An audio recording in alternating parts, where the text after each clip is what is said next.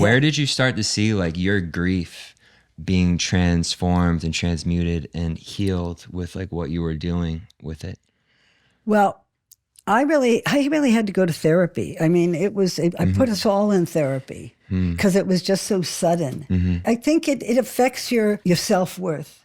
Well, Yeah. I wasn't good enough, or Oh, what was, wow. you know what I mean? But during COVID, I was watching the struggles that the teens, you all, were really going through.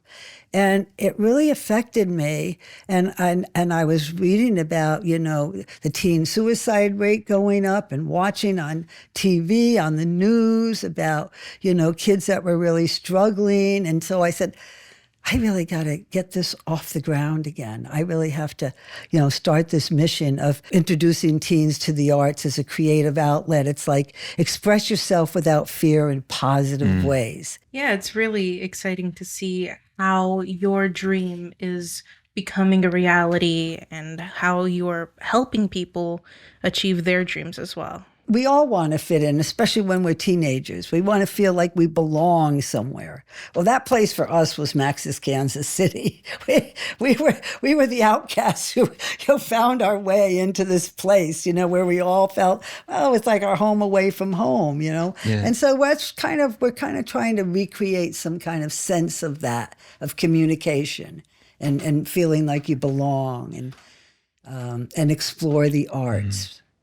I feel like, what you said about like fearlessly creating, like when we create, like automatically people that resonate with what we're creating and the authenticity of what we're creating creates that community around us. Like without like music, I wouldn't have the community that I have. I would be like a hermit, and I am when I'm not playing music, And so like we can cultivate just by being ourselves and expressing ourselves, like just this growing, thriving, almost like this entire organism that's like a community of healing and inspiring others to transmute what they're going through into something that, heals people that they might not even know that their art has connected with. I've had a bunch of friends pass away, but like the first one who me and my friends, we found him overdosing, and we tried to save his life.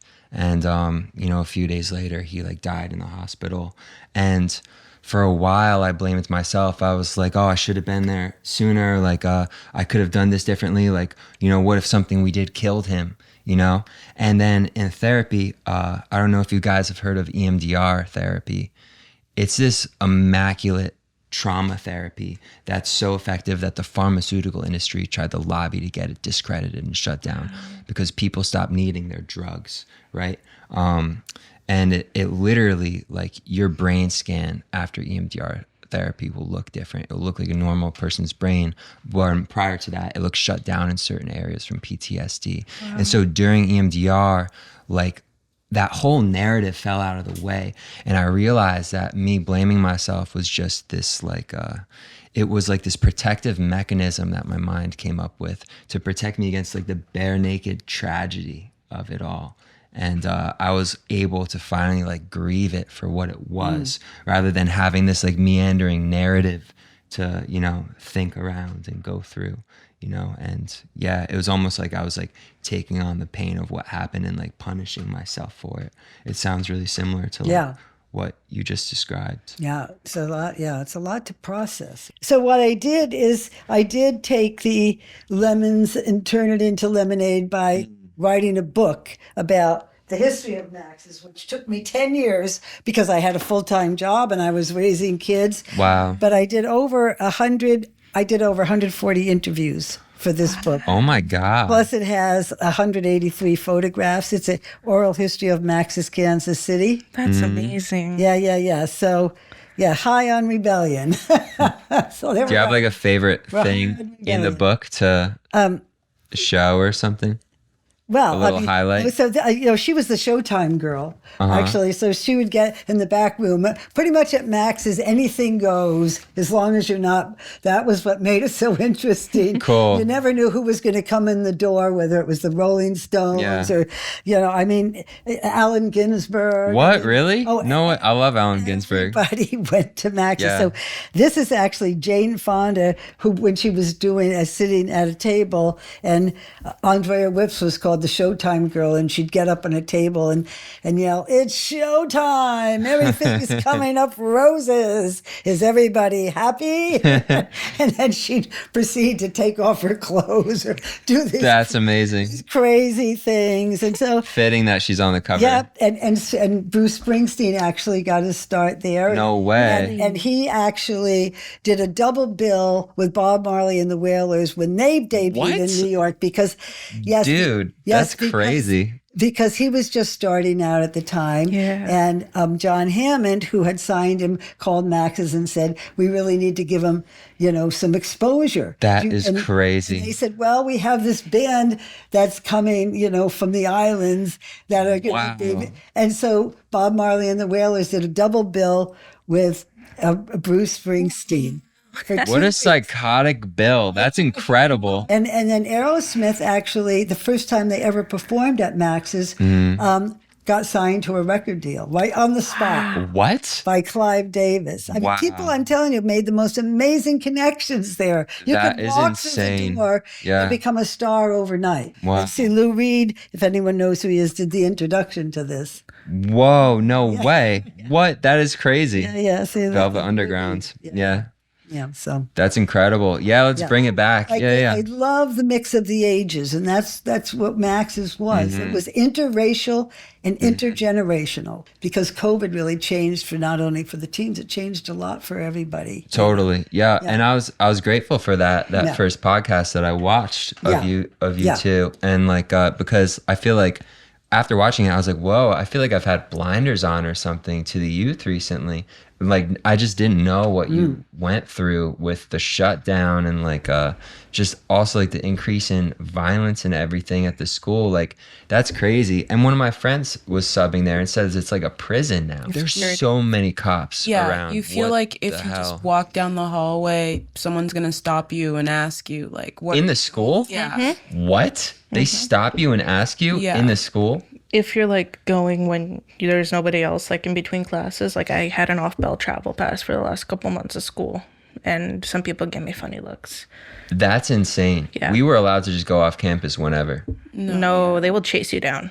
I have a That's friend that outrun crazy. the security guard. You got to give these people more trust. That's I feel like treating you as prisoners and people that are already doing something wrong is probably instigating that. Yeah. Right? It's I feel like if you're already putting a kid who probably never would have thought about criminal activity in a situation like that, I think after COVID, I think a lot of people became more introverted.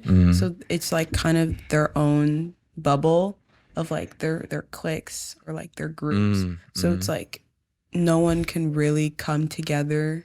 No one even goes to games anymore, really. Wow. Yeah. Well, look at the power of Max's and what just that space did for these people, right? There's got to be something, some little lighthouse that you can create amongst yourselves to draw people in, right? There's got to be some sort of way. We're trying. We're working. Yeah. I'm in a lot of clubs, so Yeah, I'm trying cool. to figure out a way to Yeah. help people in that way. Beautiful. You're also doing film, Yeah. and you both do photography. Yeah. So, it's not just necessarily one art discipline. All of it works together Yeah. to make you a more well-rounded person. I feel. Different forms of catharsis too. The feeling of the expression is different. Yeah, with photography or film, it's really capturing a picture that can really move someone it's very important. Especially if you look at black and white photography. Oh, yeah. If you can make someone feel something Yes. with just black and whites. And your the film, you're working on with the film lab, right? Yeah, that was really, it was a hard topic. It was about homelessness. Because also when you're in that position where you have a camera or like you have this talent and you're trying to tell the story of someone, it's kind of like you go into their lives and then you make someone feel special with like your music or your drawing or your camera, and then you just leave. So I think with art, you have the power to exploit people, and it's important not to do that, to remember that like these are just to have an actual relationship and show up authentically. Really have a friend, she's a year younger than me, she's been like harassed all year long because of homophobia, transphobia. They're literally shoving her into lockers. Still? Oh my goodness. That's insane. And she tried to like have some people do something about it, but the school is just like, oh, sorry, we can't really do anything. I had an incident with someone. I was wearing a really bold outfit one day to school, and someone took a photo of me. I didn't realize it, and they posted it on a hate page called KHS Bad Fits. I don't even have Instagram. And that's so hurtful. Like 2 months later, I was in the pit orchestra for the musical, and one of my friends was in stage crew, and we were talking. They're like, hey, oh my God, are you okay? Yeah, I saw you on Instagram. I'm like, I'm on Instagram? They're like, yeah, and then they show me it and send me a screenshot. I'm like, Jesus.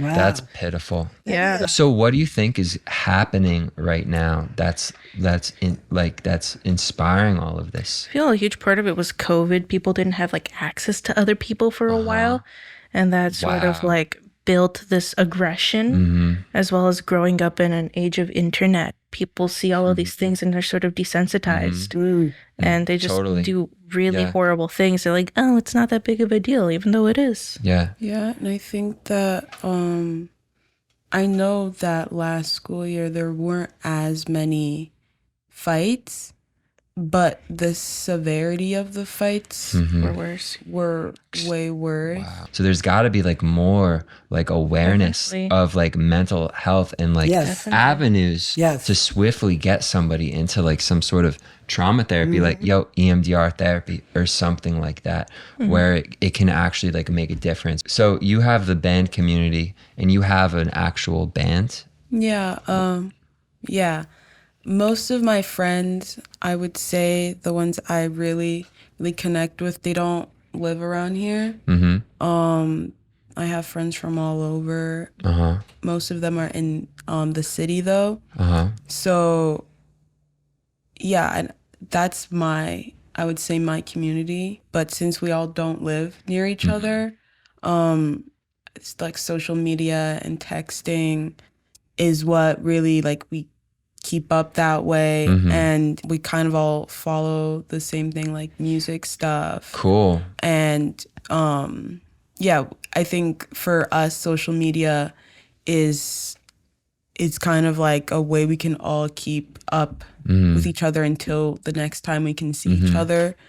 But yeah, and there are a lot of bad things, and for the fights thing at the school, I know that the school doesn't really tell kids that they have different alternatives, like for, let's say, art classes. People are missing out on a lot by missing out on those classes. Without those classes, I don't know how I would have gone through this past school year. I had an incident towards the beginning of the school year, and school for me was like really rough for like 6 months. I was dreading going in.